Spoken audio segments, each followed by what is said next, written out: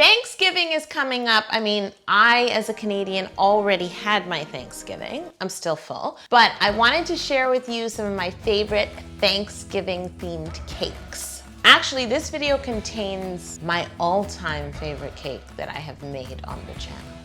I thought your all-time recently changed. What did it change to again? Ingredients. Oh, how could I forget ingredients? Turkey is like my first love. I'll never forget my roasted turkey cake. I have no idea how I made it. In fact, the whole time I was carving it, I was having like a really bad conversation with myself in my head, getting mad at myself because I thought, why did I volunteer to make this? The cake inside is my ultimate vanilla cake, and I filled the layers with my Italian Meringue Buttercream. And then basically I just had to carve it into a turkey, you know, like a propped up turkey with its arms crossed. It's not technically a difficult shape, but when it was just cake, it just looked like a blob. So I kept thinking it wasn't gonna work out. I think the carving on that was one of the longest carving sessions that you made. It literally took me like 3 hours to carve this. It's appropriate because technically you carve a turkey, right? So it really goes with the theme. And it's one of those things like I could have very easily had a model. I could have gone to the supermarket and bought a frozen turkey, but I didn't want a frozen turkey out beside me while I was making the cake. It's a little too weird. Very different than a watermelon.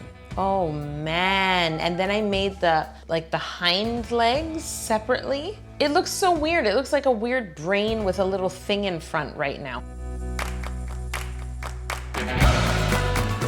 This was the introduction of the turkey skinator. It really helped to make the impression of turkey skin in the fondant. Ladies and gentlemen, for only $0.99, you can get your turkey skin creator right here on How to Cake It. I feel like it should have like a name, like the turkey skinator. I'm always thinking about different ways to texture fondant. You don't necessarily have to use a tool that's meant for cake decorating, but you do have to be able to apply it to cake. What's the craziest thing that you used? Bread. I used bread to texture fondant because I was making a cake that looked like bread. I think that's the craziest thing. Do you wish it was always that simple? Like you could just turn around the turkey and use it to... Yes, and press a turkey on a cake, yeah. The other thing I had to do was make some bones that stick out. So I made my bones from white chocolate modeling chocolate. I just sculpted it into a turkey bone. And I added that at the front. And then the most fun part of this was painting the turkey. It really brought it to life. It's kind of like when you roast a turkey. When it's raw, it just looks... And then when you roast it and it's glistening and it's sizzling, that's the exact feeling I got when I was painting this cake. I used cocoa to add depth. You know how some parts of the skin get more like crisp and burnt than others? That was the first time I did that too. There's a lot of firsts in this video. See, it is my first love. We discovered the turkey skinator together. Can we do like a little cartoon of me like running through a field with a turkey cake, or is that too much to ask? No, I think that's very possible, especially now that I'm not editing these episodes. Oh, now, yes, I got Orhan on my side. Orhan's like, let's do it.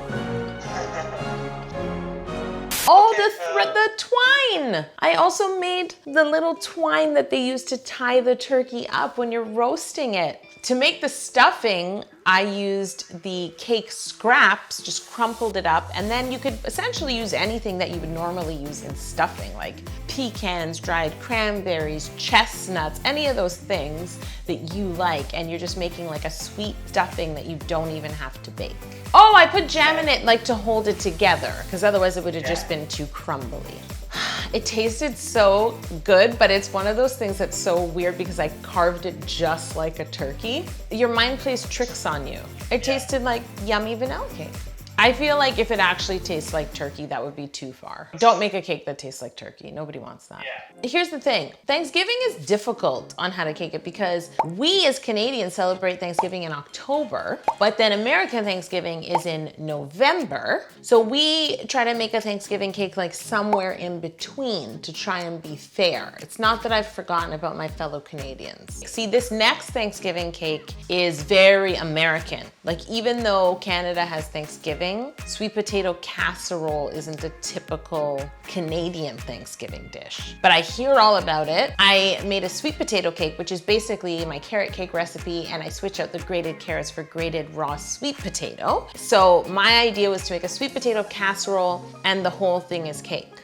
Like, the dish is cake. Yeah. You know, the shaping of this cake is really easy because you're just sort of beveling the sides and it's essentially just a rectangle. I like to torture myself, but technically you could bake this cake in a beveled cake pan and then you wouldn't even have to carve it because it would come out in that shape. My favorite thing about this cake was that I made brown sugar buttercream.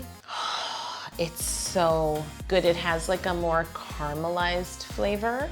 I don't use it in most cakes because it has a different color. It's very, very beige, but in this case, it was perfect. I built the casserole dish upside down, and then even the color of the casserole dish, like I made like a sort of terracotta color, and I haven't made a lot of cakes where I get to use colors like this. And I feel like it's such a casserole dish color. You know what I mean? And then you just cover the whole thing in your fondant. And I added like you know how like casserole dishes always have like a few lines around the side, very minimal detail. The hardest part was figuring out the handles, because the handles are at the top. If I just lay fondant on top with no support, it'll just flop over the side. So for this, I used foam board, which I normally use to support cakes underneath, and built the handles. Casserole dishes are normally sort of dark on the outside, but then the inside ceramic part is like white or beige. So I was really trying to capture that, and I wanted the lip around the top to be that beige color. Using the foam board and the handles was really, really, really helpful. But the scariest part was inserting them into the cake, because if I were to miss, I might poke the cake somewhere that I don't want to see a bamboo skewer coming out.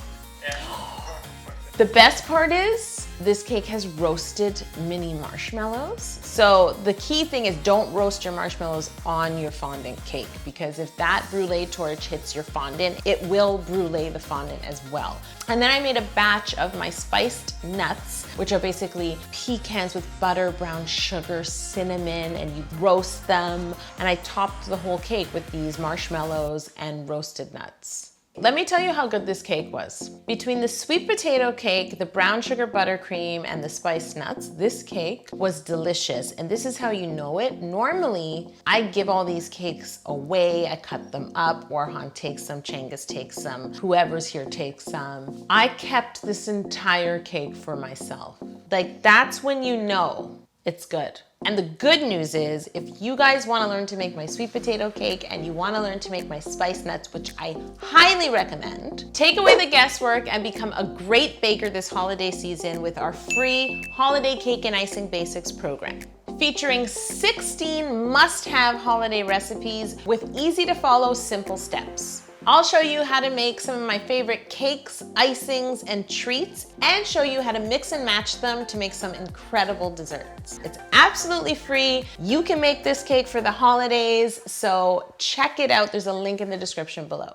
The next cake is a roasted ham. It was definitely a weird color of cake to try and bake, because like when you roast a whole ham, it's like this deep pink that's kind of magenta-y, like it's deep, but it's not bright. I remember when I was dyeing the cake, I was like, is that it?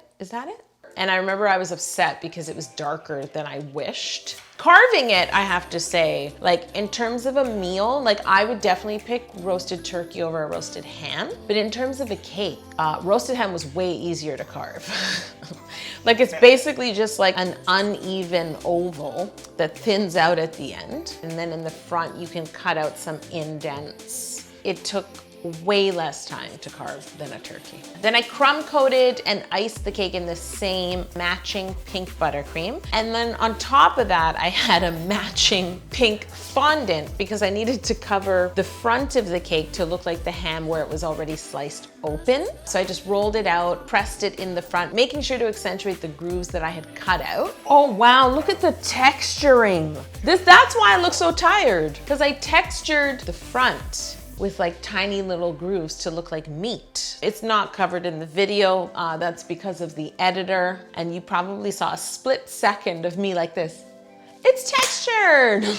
You didn't have to work so hard. You could have just get an actual ham And press the just ham press into it the... on the fondant.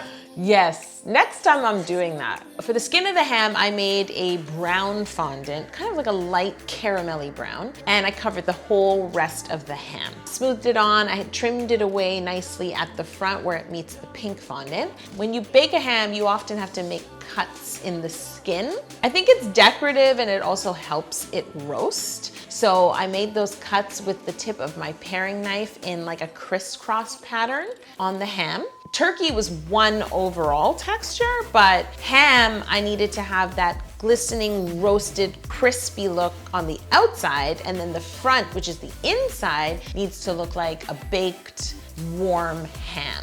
So there was a lot of painting, texturing. I added the bone to the front, which I just used a bit of modeling chocolate for. Oh, fat! I added little bits of fat to the ham. That's brilliant. Like I just spread out my modeling chocolate really thin and put it on the surface of the ham and then brushed it into place and even brushed over it with a little bit of the pink. Nobody wants a dry ham. No one's interested in that. This is very Canadian. I put maple syrup on the fondant. I have no recollection of this. And people do make maple syrup glazed hams. So that was my idea. And it's really nice because like piping gel, you know, it will stay glistening, but it tastes better. Then I punctured a whole clove into the center of each triangle of the grid on the fondant. Oh, the pineapple! Why did I forget that? Oh my gosh, I had these beautiful dried pineapple slices that were like cross sections of a pineapple. So I did like a cascading line of pineapple, and then I put a maraschino cherry in the center of each pineapple. Because I feel like ham is one of those things that like gets garnished. Like it's pretty old school. If I took a quiz on things I've done on this channel, I might fail. I made mashed sweet potatoes out of cake to go beside the ham because the turkey had the stuffing, like the cake version of stuffing, and I felt like the ham deserved a side dish too. So I colored some buttercream, a deep orange to look like sweet potato, and then I added vanilla cake crumbs. And I basically just kept mixing until it was like that thick consistency of mashed sweet potato. Oh my god, it was unbelievable. And again, I carved it. Yeah, see, even now this bothers me. I still wish the pink of the cake was a bit lighter. I have to make another ham cake. Happy Thanksgiving, everyone, whether you're having ham or turkey or sweet potato casserole or all of the above. And if you need more cake, you know what to do.